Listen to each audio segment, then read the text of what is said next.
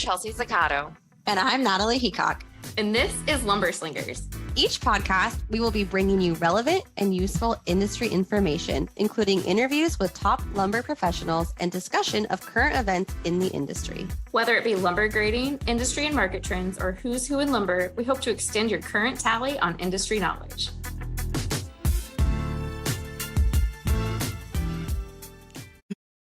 Hello. Hello. Good morning. Welcome to Lumber Slingers. Welcome. Wow, we kind of went MIA there for a little bit. It was the fall break. Yeah. Summer break, fall break, winter break, spring break. You never know. It's like You just never know what you're going to get with us. We like to keep it spicy. We just take random time off just, because we just feel like it basically. We don't announce it. No one knows when we're going to be there. Who knows? There's a lumber slinger shutdown. Yeah.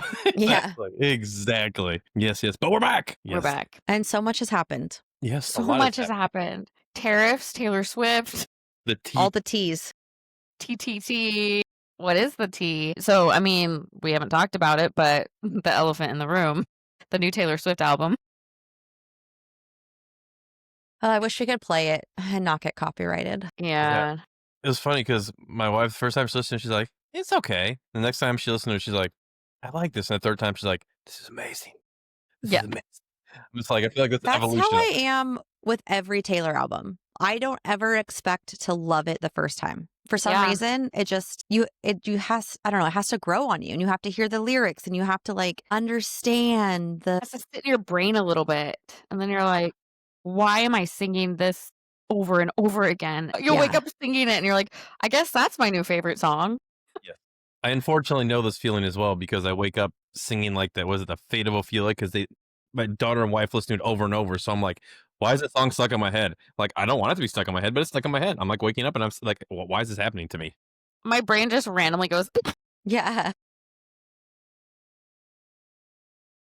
They went and saw that movie a couple weekends ago. It was like the video release and then album kind of release party movie thing in the theater. Fun. Yeah, I didn't do that. I didn't do that either. But I'm so excited for the documentary. Oh, me too.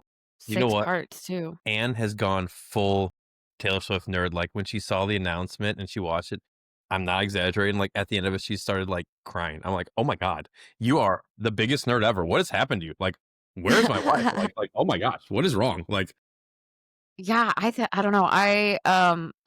So Natalie and I had the pleasure of going to 2 of her concerts together, and we saw both times that we saw them, they were recording. We were at both of the shows that got put into the concert video because we were in the LA show when they were recording for the first release that went into theaters.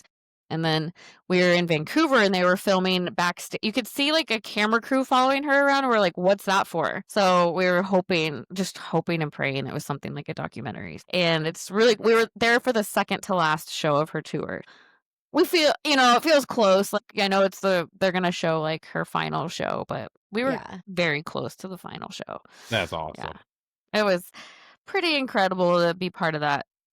Part of history. Yeah. Her story, if you will. Her story. It's all just exciting. And I just think, for those of us that grew up with Taylor as our best friend, we're just so happy for her. We really are. We are. We started this journey together, So- literally. So, she hit the most purchased albums, and it was 4 million. She hit 4 million. She broke the last record, which was Adele, who was in the 3 millions. And they said that to accomplish that, if we all follow her, she kept releasing different versions of the album, this Life of the Showgirl album. They said she released 38 different versions. I was going to say, every day I'd get an email. Yes. And so you kind of think how many of those are repeat purchases, or the Swifties that literally bought 38 versions to get her to that 4 million? That's insane. Yeah. Yes.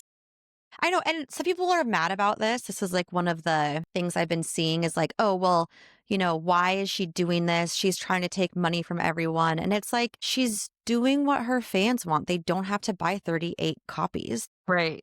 I'm going to just buy Nobody's one myself. got a gun to their head that you have to buy it. Right. She's just her fans love that. They love the Easter eggs. They love the surprises. Of course she's going to feed into that. She's a smart businesswoman. She's literally capitalizing on her market. Yeah. Who wouldn't in that position? Right. Anne has 2 copies of the album and a record. To be fair, the second copy of the album came with, she bought that cardigan thing. She got that one that came with that. Cute. It has the fancy box that came in. I was like, You're going to find zero Taylor Swift haters here. So Yeah. She did drop some super cute merch too. I don't know if anybody saw that, but I didn't buy didn't. anything, but it's really cute. Like she had a cup that's like completely like it's all not sequins, but bedazzled. Mm. Life of the Showgirl, that was cute. And like a sequins shirt. No, I And didn't see any of this. just it's really cute. You got to go check it out. But go spend more money. Well, at Yeah, least give we it away had somehow. that to cover up all of the turmoil in America. So Yeah, exactly. Well, the funny thing is, like, on the opposite end of the spectrum, my wife keeps telling me, she's like, her TikTok is all Taylor Swift and Ed Gein memes. So I'm just like, okay, yeah, it's pretty big opposite end of the spectrum. Have you seen that show, the one that's on Netflix? It's like a documentary, kind of, but not really. No. no. It's a very disturbing miniseries type thing. It's like 8 episodes. I started watching it. I honestly don't like it because it's What's just it called? it's Monster, the story of Ed Gein. Like, if you there's a bunch of things on TikTok about it that No. reference it because the character's very like, I just don't like it because it's based on a true story, but the director I'm adds out. new stuff in it, and it's very confusing. It's almost tries to make you feel empathetic towards him, and he's a serial killer. I'm like, that doesn't make any sense. I don't like this, and it's very Oh violent. my god, But no. it's super No. popular thank now, you. apparently. I'll be I'd back rather to watching watch Taylor Swift Demon and Hunter. Bluey, K-pop Demon Hunters. Well, I see that I every knew day. you were That's gonna what say it. that's what I have to see through Quinny. So it's literally Taylor Swift, K-pop Demon Hunters, Okay, and then Trent. Forcing King I Gizzard. have been trying so hard to convince Chelsea to watch this movie because Frankie's too little, so she's not quite there yet, but it's Mhm. so good, and It she is- won't it is- watch it. Dude, the music is legit. Like, it's super catchy and it's actually really good. Like, It's Like, so good. I will absolutely admit that. Like, I actually like the songs. Like, like. Okay, but if you didn't have kids that age, would you have gone and just randomly watched it? This No, one but potentially. if I had zero Potentially. kids, there's no way I would watch it. But you do have a kid who could watch it. And so therefore it's something you could watch while she's running around. It's not And the like graphics won't like freak her out. No, it's just I don't think cartoon. I mean, it's there's not. demon in the name. You know I was Eh, homeschooled. it's just not harden like her up. demon like what you Real life. think. It's like no more scary than like the underworld in Hercules. Mm-hmm. I'm not a good frame of reference for this. Like, I took Quinn to her first haunted house on Monday, so I probably should just sit this one out. I've been taking Trent, a scary house I'm for almost 40 and I can't go to a haunted house. So I'm trying to train her, so she can be my horror movie buddy and all that stuff, haunted house buddy. So so far so good. Oh. Yeah, Aw. she's hardcore though. She lost another tooth last night, yesterday too. And I Hey, don't know Charlotte how lost many a tooth people- last night too. Really? Yeah. What did Crazy. did it come out in a Costco parking lot? No. It came out while she's flossing because she's my good little girl. Yeah, there you go. She's such a little perfect girl. She really is. She really is. Flossing. I know. I was like, oh, should I floss? Well, you should, because if not, you'll have to go get deep cleans like I had to get this Ugh. week, yesterday afternoon or night, I used to say. And it's not fun. I had to get 6 Novocaine shots, 2 in the bottom and 4 on the top, 2 on each side, and my jaw still hurts. Like, it hurts to open it up a little bit. Like, it was pretty aggressive, but it happens. You gotta do once every 10 years. That's not the end of the world, but it's not fun. Not the greatest. I mean, I have better things to do other than that. But what are you gonna do, right? So floss. Yeah, what are you gonna do? This is your Snakes on a plane. the more you know. Snakes on a plane. So Trent, what have we missed? What's the big happening? I feel like the tariff announcement was pretty big. We never had an episode after that, but do people want to talk about it? It's like beating. Well, that's the why I dead wasn't horse at sure. this Like, I point. figured that we could talk about that just anecdotally, and the fact that, everyone kind of knows what happened with that one. So just kind of, I'd be interested to hear what both of your thoughts are. And then we can kind of go through the other articles I had, which there's been some big acquisitions and then, kind of some normal stuff. So, I mean, I don't know. How did, yeah, I mean, it's kind of same story, but more enhanced, so to speak, like enhanced. So, I mean, what do you think? It's a very loaded question, I know. Okay. I'm going to be positive today. Mhm. And I'm going to hope that this is one step closer to having some sort of resolution between our countries, specifically NAFTA countries, hopefully. I think that's a great positive outlook.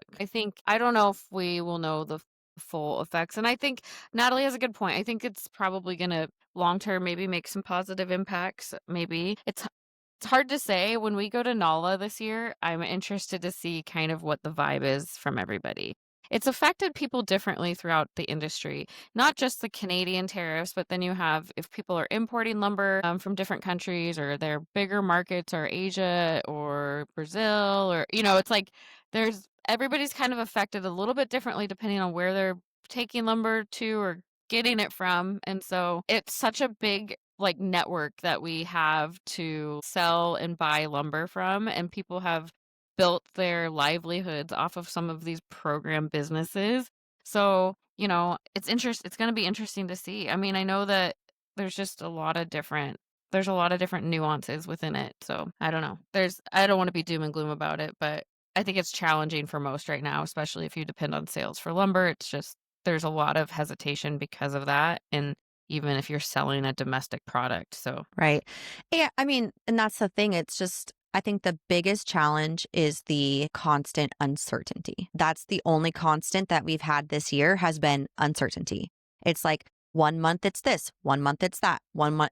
And that's the hardest part. I think, I don't know who said this. It wasn't me, but it's like, if you just tell me the rules, we'll play by them. But if we don't know the rules, it makes it really hard. And I'm, and from an entire business standpoint, not just sales, but operations and finance and accounting. And you have wood on the ground and you have it costed and you have this and you have that. And it's your just wood on the water. You don't know if it's going to have a tariff on it, or right. how is it going to affect you? It shipped before the tariff. It's like, now we're going to have it and I priced it before and, exactly. Like, it's not clear. And I think that's where some people are struggling. And if you get into the government website and you're reading it, I don't know. It's not for me, bro. I don't Yeah. understand it. Yeah, it's a lot.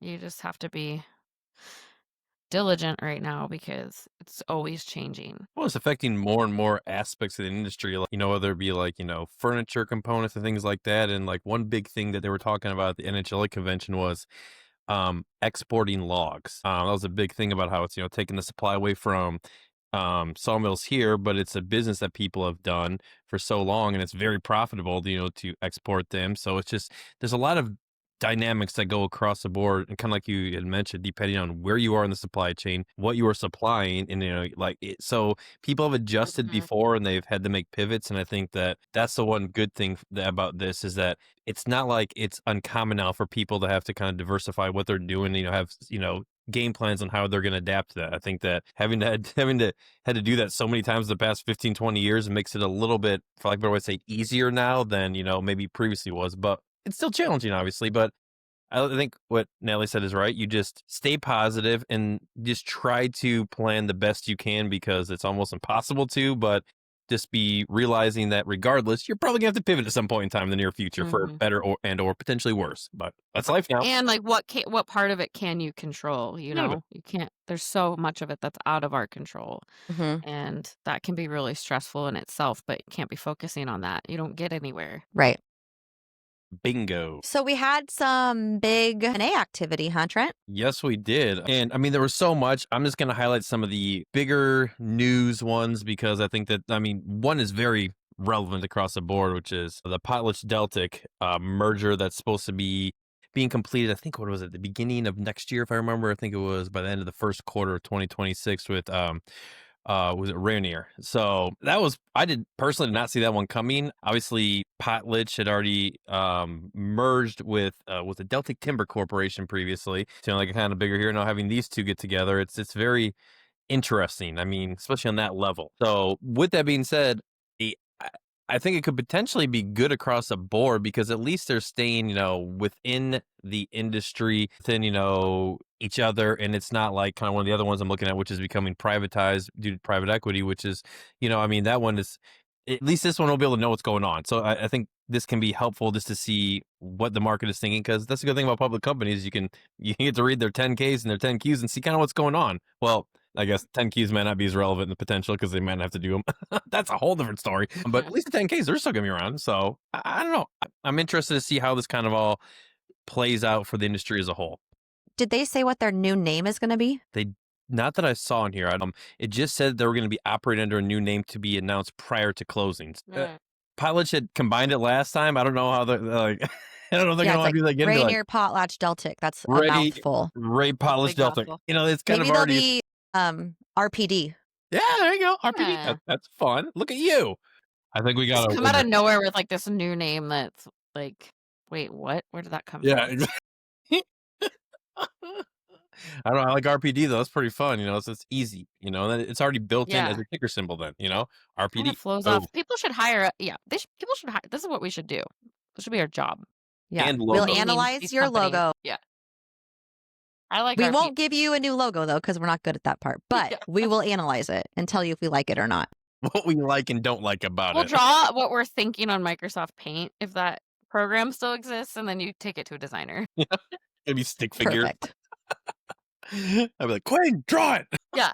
Oh, that's a good idea. I was just looking, I was comparing it. I was thinking about how Red Emerson is the largest private landowner in America, like how many acres he owns. And it says Red and his family owns just 2.44 million acres in California, Oregon, and Washington. So a little bit more Just. than just, yeah. So this merger is like what, 4.1 4.2 million I think is what it was, acres? yeah. Or 4.2, yeah. So that's for comparison. Yeah. It's crazy. Bigger keep getting big. So, That's or the right. big keep getting bigger. That's what I'm gonna say. That's the backwards. Whatever. You got the point. Another one. This is one I kind of alluded to. Hillenbrand had agreed to be acquired by Lone Star. They deal in kind of some of the more manufacture like kind of furniture-y type stuff and whatnot. But they're once again publicly traded, valued at $3.8 billion, and so they're going from public to basically private, I believe. Right? Yeah, I think because Lone Star, I don't believe is private. It's like a private equity thing. So, I think. I know you can invest in them, but not in the same way, obviously. Do you know where they're located? Oh, dude, oh my gosh, I'm blanking out. Because they're one where, if I remember correctly, I think that they have like a whole bunch of different offices, and I think the main one was if I remember correctly, I think it was in like, I see, I did a bunch this week. I can't remember if this is the one that had the one in the Caribbean that was their headquarters. Let's say a global industrial company that provides highly engineered mission critical processing equipment and solutions to customers around the I world. think it's Bermuda. I think this is their overall headquarters in Bermuda, if I remember correctly. Bermuda, Bahama, come on, pretty mama. Every time I like hear it. Bermuda. I like it. Okay. You're Moving not gonna on. finish it? I'll do the harmonies. How about that? You guys remember the Bermuda Triangle? Yes, I do. I think it's still there. I believe. I saw a meme that was like, why did we grow up learning about this like it was something we'd encounter? Like, you stay away from it. Yeah. I've never had to go over there, so. Yeah, not me. I think as long as my cruise ship doesn't go there, and if it does, I won't know any Yeah, different. we good. So if I just disappear when I'm on a cruise, they went to the Bermuda Triangle and that. Probably make sure they don't do that in the future. Oh, goodness. Position-wise, other one, RP Lumber. We've spoken about them before. They expanded into Indiana at this point in time by acquiring Die Home Improvement, also known as Die Lumber, depending on, looking legal or not. They acquired 2 locations there, and it's their first step into Indiana, as I mentioned. So they've made quite a few acquisitions over the past few years for being, kind of like a smaller, owned one. I can't remember if they're an ESOP or not. I always get confused with some of these because there's, some ESOPs aren't. I don't think that they are at this point in time. But they're one that's just acquired some local ones like around Illinois, now Indiana, Iowa, and kind of that area and whatnot. Maybe on Missouri too, if I remember. I always there's so many expansions that happen. It's just like, oh, where are they? Yeah, Missouri, Wyoming, and then Wisconsin as well, and maybe South Dakota because they're right in that area too. It's kind of interesting because Die Home Improvement is a family-owned business, but they're like under the Do It Best. It's interesting. Yeah. When does it become a do it best or not? Yeah, exactly. Do it worst. Just kidding. Not appropriate, Natalie. Come on. Do better. Oh, well, now we're going to pivot into something that's kind of tied into what we were talking about earlier that just came. It's hot off the press. Where's my horn at? Where's my horn? But I guess I don't want to horn for this one because it isn't exactly positive by any means. But yeah, it just came out this morning. Interfor. They announced incremental lumber production curtailments for the 4th quarter. The curtailments are expected to reduce the production in the 4th quarter of this year by 250 million board feet or 26% as compared to the 2nd quarter. And it said their curtailment volumes are approximately evenly split between their Canadian and U.S. operations. Yeah, I'm surprised to see U.S. South in there. I was too. I was very interested in that too. Like I didn't know how to take that, to be honest. That was very surprising to me. I don't know. I would have thought they'd be, keeping them going. But, I know if you had more. It sounds like the South is even having, because, we just had our trader that is in North Carolina. He just says the Southern Yellow Pine market is just dropping. So There's a lot of production and there's not a lot of buying going on. So that's just dry. Supply is up, demand is down. So maybe that they're just curtailing because there's too much volume on the ground that's not moving for whatever reason, I mean, I know some of it goes export, so that could also be affected by tariffs. Yep, because I mean that's basically what Ian said. He said our revised operating plans for the fourth quarter reflect our disciplined approach to match production levels with reduced market demand. They said, while necessary, we fully recognize the impact these actions will have on our employees, contractors, suppliers, and communities. I like that you and Ian are on a first name basis, Trent. We're like best friends, just like you and Taylor. Yeah. We grew up Ian together. Fillinger. Is that how you say it? Yes. Fillinger, president and CEO of Interfor, in case not everyone's on a first name basis. Like me. Yes. But yeah, that is interesting. It's different than, when we heard him talk at, was it Leadership Summit? It was like Leadership, a couple years ago? 2 years ago, They right? were focusing everything into the South, and so Mhm. times change, man. They change fast in the lumber industry. So I don't know, but in the similar vein of just, supply and demand, with mortgage applications, they had decreased 1.8% from the week before. What was it? The previous week, they had decreased, since we weren't here, 1%, I believe is what it was as well. So we started to see them kind of going down a little bit. It was interesting because mortgage rates are still going down. Like the mortgage rates as of yesterday, when they came out, were 30 years at 6.27.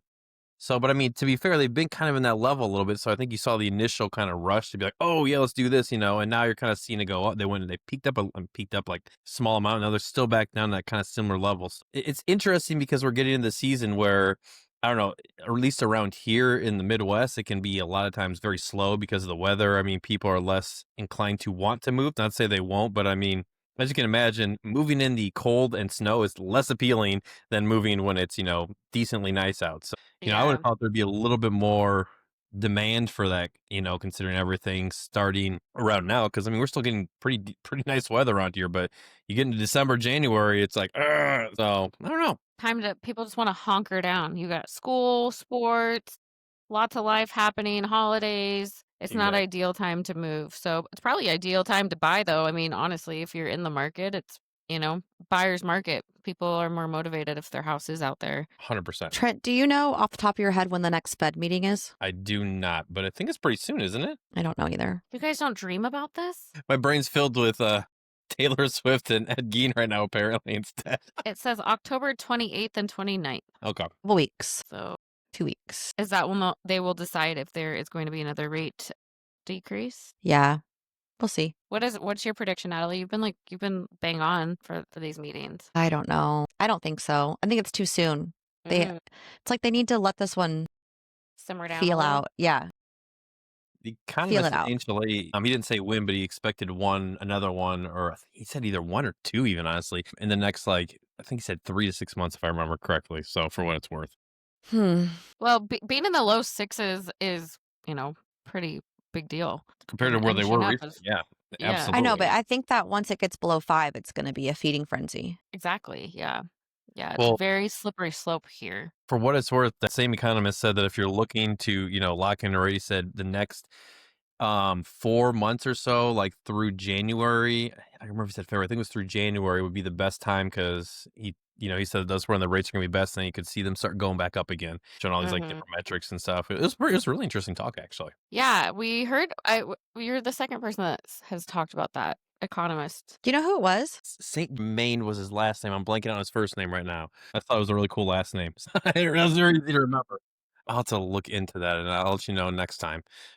Passing, I think that he was putting the presentation online as well for everyone to view. It was really cool because he talked about the markets overall, as well as lumber, just anything having to do with home building and stuff. And they have a lot of projections that were showing how kind of Johnny on the spot they've been over the past since they've been around, really. So it was very interesting to see someone talk about it in the micro and macro level. That was kind of cool. Was it Taylor St. Germain? Could be right, actually. He was a younger guy, but he was very charismatic too, which was fun. It made it very fun to listen to because I mean, it was sometimes economists can get the rap for being monotonous. Economists and fun to listen to do not usually go in the same sentence, so that's special if that was the case. Yeah, he was very energetic and I mean fun and just across the board really good.